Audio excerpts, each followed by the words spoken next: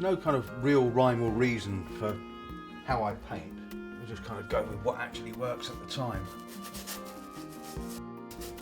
The only real constant with it is the anatomy, you know, basically still has to work. Now, I've never actually had a statement to make. I just do what I do. Born able to do it, to draw and paint, you know, you just go through different schools and, you know, you're always better than the art teachers are. Yeah, and as I say, no big deal. Left school at 15, joined the Navy. When I was about 37, I found out that I'd actually been offered a scholarship to art school when I was 15, which would have been nice if I'd been told that then. But if I had gone at 15, I'd never have actually been still doing it by now, I don't think. Yeah, and you don't actually remember yourself telling other people that, you know, yeah, your stuff is nobody like anybody else's, which means that you're original. No, you just kind of plug away at it and, you do other odds and ends. You know, if you can draw and you can paint, right, then there's nothing to actually stop you doing anything in terms of paying work, whether it's portraits of people's dogs, their bicycles, dead relatives, bits of design work. I'd always kind of dismissed abstracts, you know, on the basis that, you know, they're a doddle, yeah, lots and lots of blobs, can't really go wrong. And you know, if you buy an abstract, you know, you stick it on your wall, you invite your boss around for dinner, he comes in, he goes, oh, they got an A level. And yeah, it's about the only good reason for an abstract. Yeah, and then you go to Florence, you start to meet you wander around, you look at all the paintings on the walls, and you think, oh, it's an abstract, oh, it's an abstract, oh, it's another abstract. And yeah, you go to the pub that night, you start to meet some really, really nice people. It starts to occur to you that actually this is normal, this is what being an artist is actually about. Nobody's point scoring, it's not a competition. Everybody's as equally insecure about what they do, and you're all equally skint. And yeah, you meet up at the halls again the following day, and someone says, yeah, come and see what I do. And you think, everyone here does abstracts. And once you actually meet the artist, right, then you actually start to kind of, you know, get into the work. And it's the best learning curve ever. And yeah, and you're never ever going to learn that in some sort of an art college.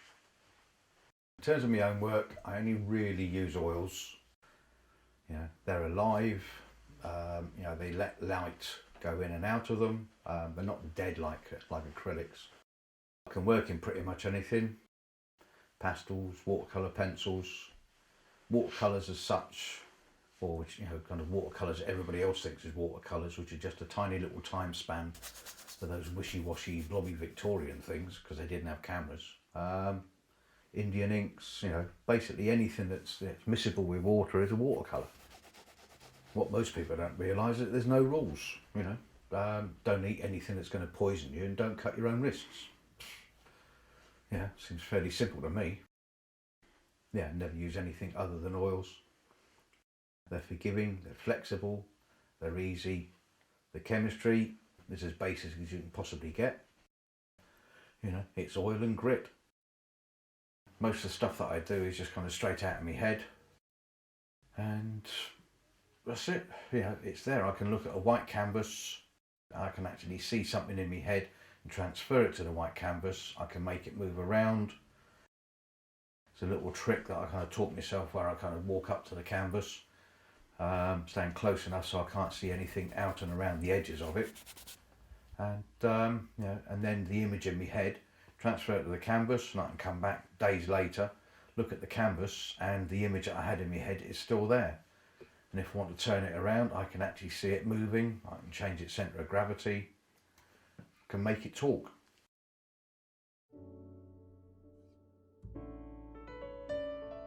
There is nothing spiritual, honourable or good about being poor.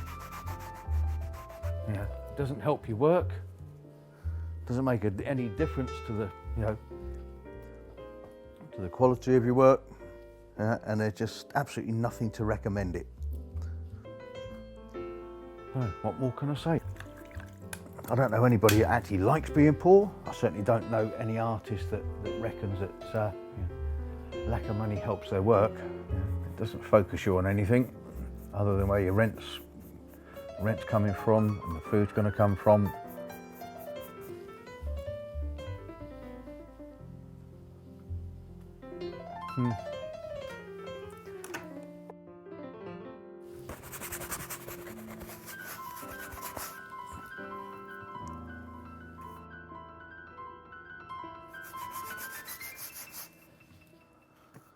I do this because I can't not do it.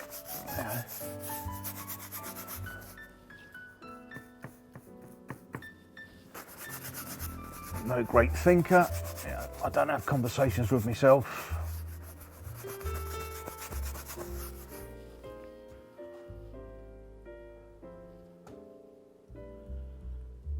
And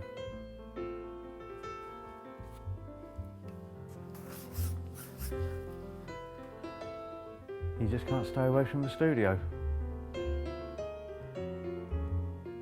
If you're not here, you miss it. And most people can't understand it. Mind you, in the same way that most people don't actually kind of see what we do as work.